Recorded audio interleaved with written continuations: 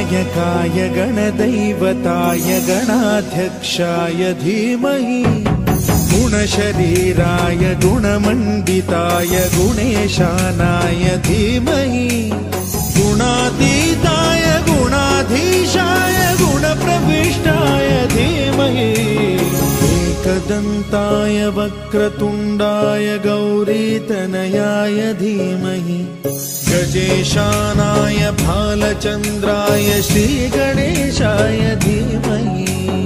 एकदन्ताय वक्रतुण्डाय गौरीतनयाय धीमहि गजेशानाय भालचन्द्राय श्रीगणेशाय धीमहि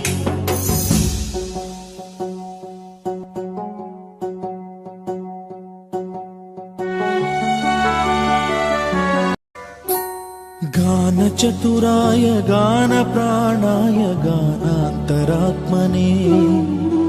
गानोत्सुकाय गानमत्ताय गानोत्सुकमनसे